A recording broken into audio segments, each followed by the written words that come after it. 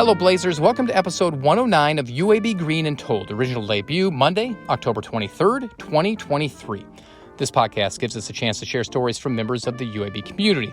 Take a listen back to past episodes at alumni.uab.edu/greenandtold, Spotify, or the Apple Podcasts app. And while there, leave a written review so more alums can discover us. I'm Greg Berry, a UAB alum and Director of Communications in the Office of Alumni Affairs. For some alums, when they leave Birmingham after graduation, they sometimes lose touch with the university. As he'll share, while he's lived in Washington, D.C. for several decades, Amos Townsend has made a conscious choice to continuously remain in contact with UAB. I will never forget the opportunity and support that came to UAB. It is my life. I still come back as often as I can. For Amos, his decision to attend UAB came during the school's infancy as an autonomous university, and as he'll explain, that's something that swayed him. UAB had no baggage. They didn't have any of the Alabama, no Auburn schoolhouse door stand crap, none of that. It had no segregationist past. And we'll also find out what took this Birmingham native away from his hometown, something that dates back to his days as a graduate student. And he said, go look on the bulletin board. There's some announcements about this new intern program that they've created that you might find interesting.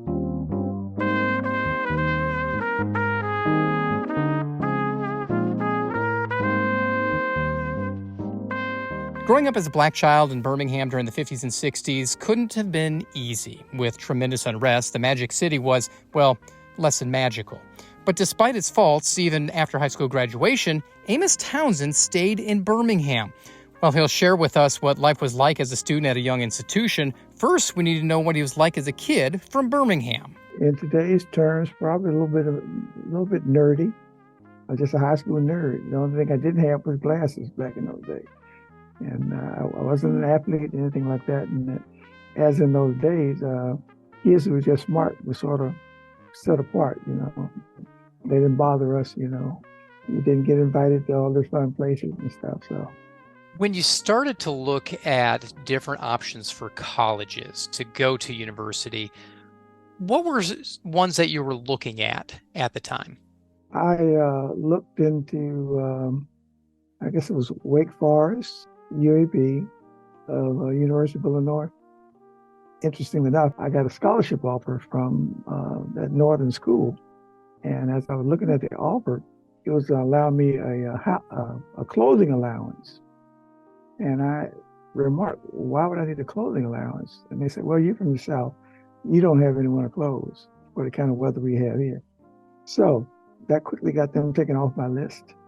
And I ended up with UAB.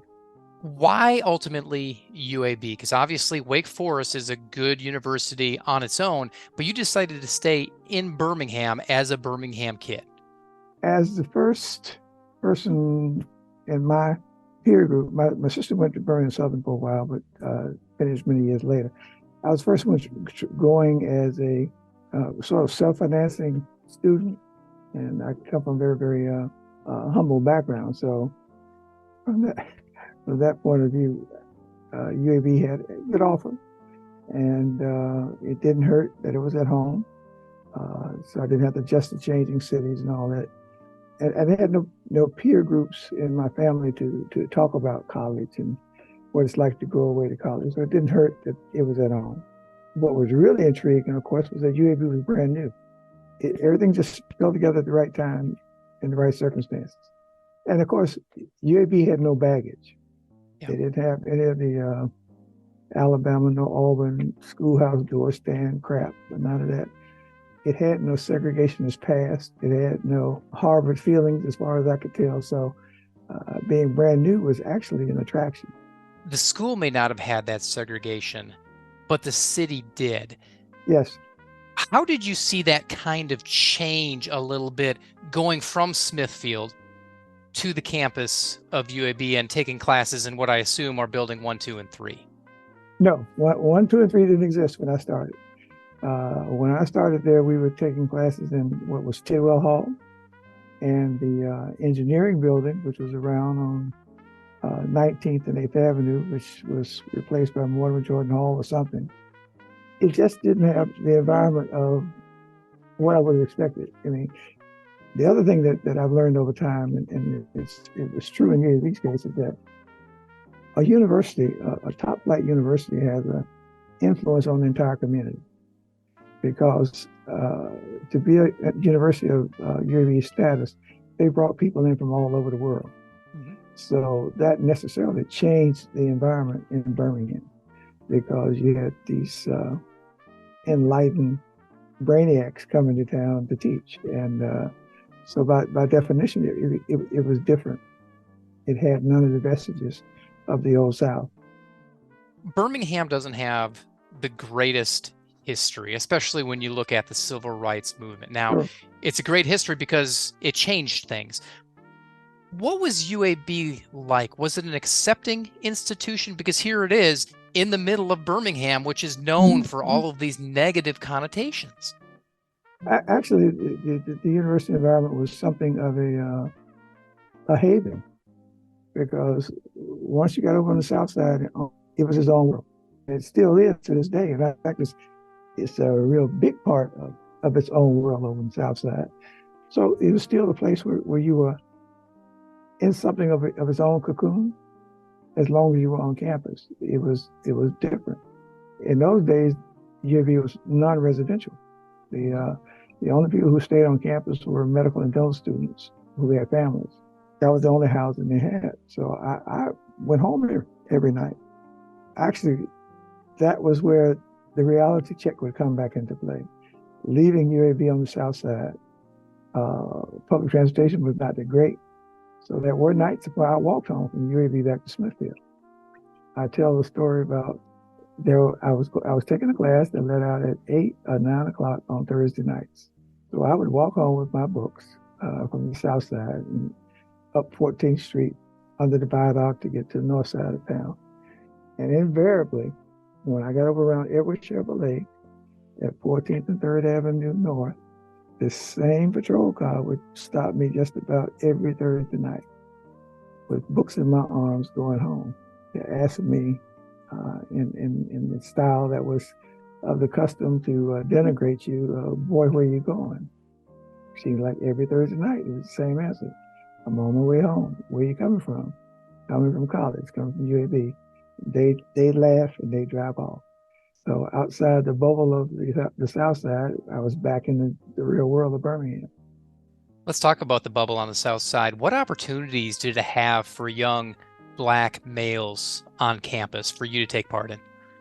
Whatever was available, we could partake in. We had a lot of student activities that we would do at the Baptist Student Union building. So that's where you met people and hung out. But again, it was not a residential college, so people weren't staying around campus. You know, you get through with your classes and head for home or head to work.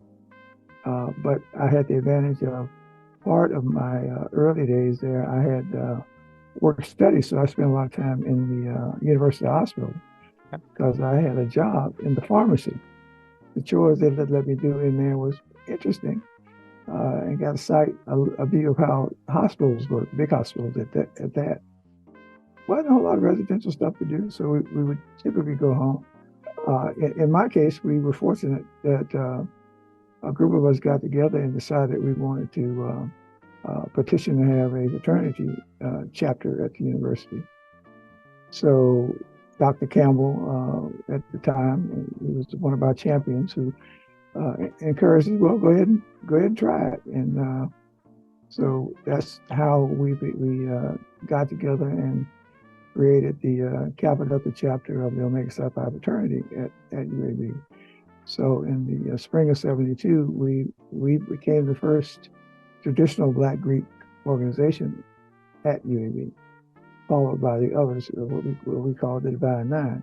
And we had the dual responsibilities of being a Divine Nine analytic organization and the university's Panhellenic organization. We had to maintain memberships in both to meet both the university commitment and the fraternity's commitment to international commitment. That's when the fun started. Why was it important for you and the other brothers as a part of this charter membership into that fraternity to kind of come together and create that? we were watching the campus grow, the student body grow, and we were hanging out and being friends. And the basic tenet of Omega is built on friendship. So the members of the fraternity first are friends. And so as friends, we got together, and men in our lives who had influenced us over the years happened to be Omega men. In my case, people like Frank Adams, who was a jazz saxophonist and legendary jazz saxophonist, but he was my music teacher at Lincoln Elementary. His brother was Oscar Adams, the first black man on the Alabama Supreme Court, who were influences. If you look around for men who are accomplished and on the forefront, chances are they were Omega men. Like Clyde Kirby was the first black man on the black member of the Birmingham Board of Education. So having those guys as influences and being around them, we in all of our separate ways, we had those kinds of influences. So us coming together wanting to be like them was sort of a natural fit. With the overall demographic at UAB during the time that you were here and you got 2 degrees, what was the makeup? Were there a lot of other black students going to classes? Did you see a change, a transition over the years that you were in the classroom? Yeah, actually, the numbers grew every year. The black population, particularly black population at UAB, grew every year. So I never felt isolated. How did you see the university change in the 8 years that you're on campus? Because, I mean, it's changed a lot now since then, but I imagine over the course of that almost decade, there was a lot of transformation. Oh, absolutely, absolutely. Yeah. And part of it was just the sheer growth of the university, expanding as fast as it was expanding. You didn't have a lot of time. The university didn't have a lot of time to waste on silly stuff. I mean, it was growth and accommodating the growth, and in terms of footprint in the city and the county, all the way up to growth in numbers, to where they had to rapidly build buildings 1, 2, and 3, and then the idea of jumping into athletics was another big boom. It was nothing but growth. So you wound up studying political science for your undergrad degree. Mm-hmm. What was the goal of studying poli-sci while you were at UAB? I just liked it, and I tried being a biology major, thinking I was going to go to med school. That didn't go the way I thought. I count Ed Lamont for being a good influence in those days. He went on to become an assistant to Mayor Arrington, I think. And Odessa Woolfolk was teaching at UAB at the time, director over at the Civil Rights Museum. Dr. Kilman, he absolutely enthralled me in politics. So anyway, that's how I ended up in political science. And, the joke is that, political science, you can't do much except become a lawyer and maybe a few other things. But you wound up getting a master's degree. You went back in urban administration. So that was kind of your doorway to your career, I imagine. What was the program like back in the 70s? It was, at the time, UAB did not have a master's in public administration program. So the master's in urban administration was as close as UAB came. Things political, things about governance and politics. I'm still a politics junkie to this day. When I was finishing up my master's, just so happened I was over in Ulm one day. I ran into Dr. Lamont, and he said, go look on the bulletin board. There's some announcements about this new intern program that they've created that you might find interesting.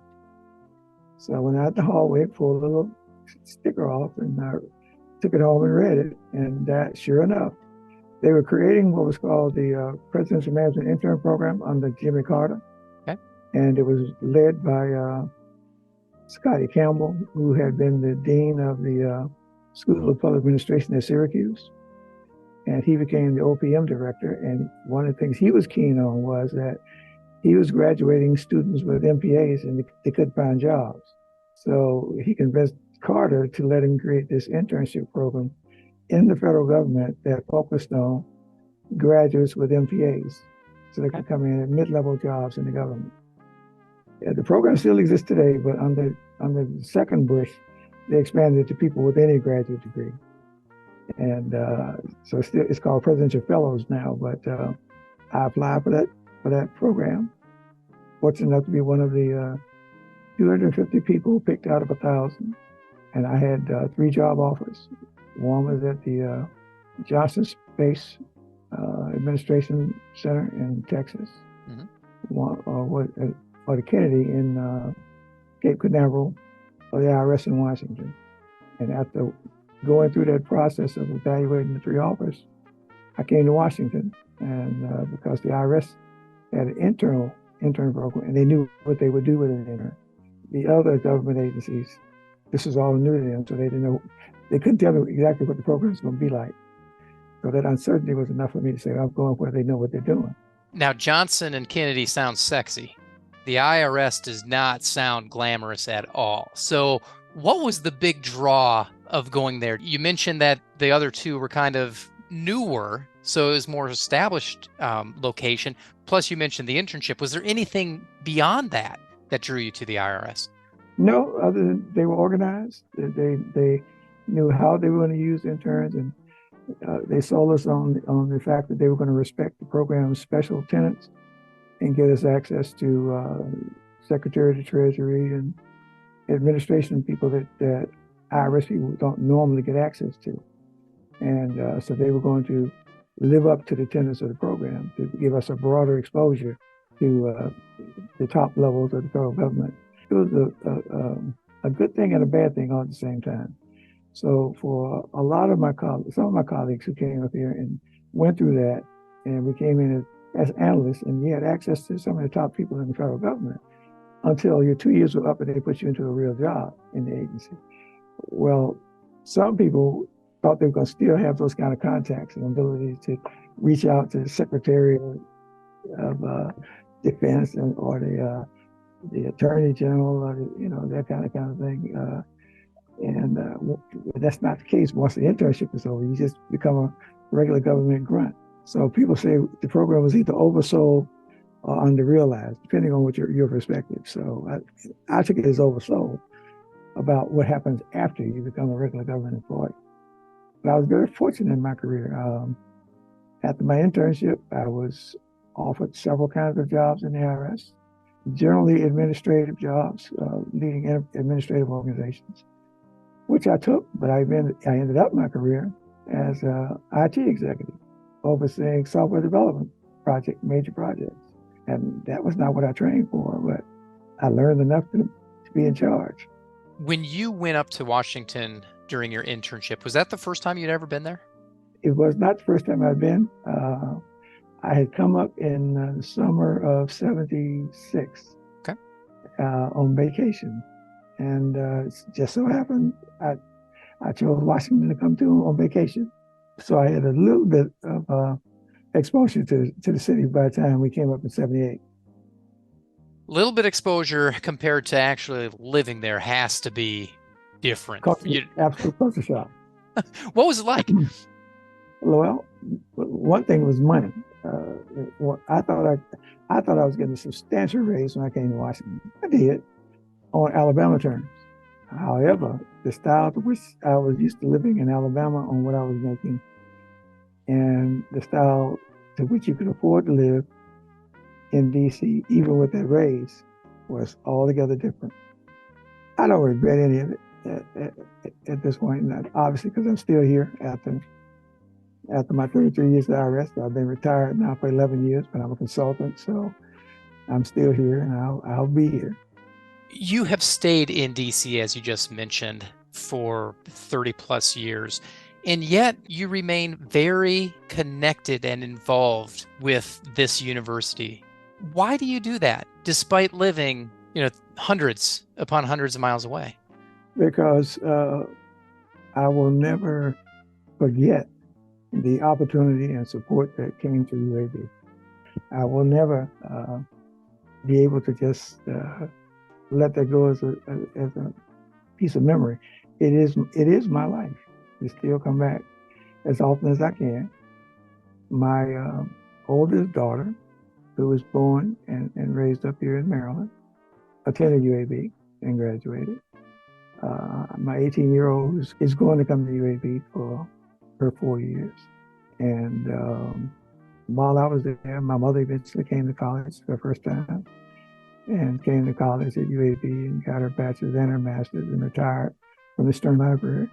I have a younger brother who attended there, cousins and folks that I've encouraged to look at UAB. I serve on the Alumni board of the College of Arts and Sciences. So, I mean, I'm engaged and trying to be a good alumni giver and that kind of thing. So I'm still committed. And UAB has never let me down. They've always expanded and been inclusive and been progressive about everything it does. And I can never be embarrassed or not pleased by that. As a nerdy kid growing up in Smithfield, did you ever think you'd have the success in your career that you did that led you to Washington, D.C.? I had no real expectations because I mean everything in my life it has been a blessing because to be in work study, working around the hospital, and then work study took me to being a dispatcher. Then Ed Lamont in the hallway, take a look at this job offer and this new program they're doing in Washington. And once I came to Washington in my career, I tell people all the time, they say, what was your 5-year plan? I never had one because I've been blessed to have opportunities put in front of me by being in the right place at the right times. I only applied for about 4 or 5 jobs in my 33 years at IRS. Most of my jobs I got was, we need you to come and do this. So I've never had a 5-year plan, and I don't know how people react to 5-year plans, particularly if it doesn't go your way. So never having a plan left me no room to be disappointed.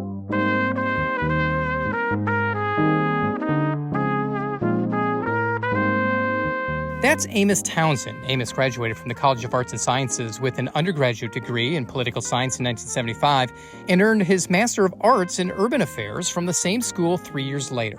After retiring from the IRS in 2011, he's been working as a director at the Federal Management Systems in Washington, D.C. As someone who continues to stay in touch with the university, despite living nearly 750 miles away, Amos definitely has a great idea of what it means to be a Blazer. I have a home alma mater of which I am enamored with, always will be, love it, and will promote it every chance I get. And because a lot of people have no clue what UAB has to offer. Be sure to check out past episodes of the UAB Green and Told podcast. Listen in at alumni.uab.edu/Green and Told. Have a story to share or know someone who does? Email greenandtold@uab.edu. Finally, be sure to follow us on social media. Just search UAB Alumni on Facebook, Instagram, and Twitter. Thanks for listening, and until next time, go Blazers.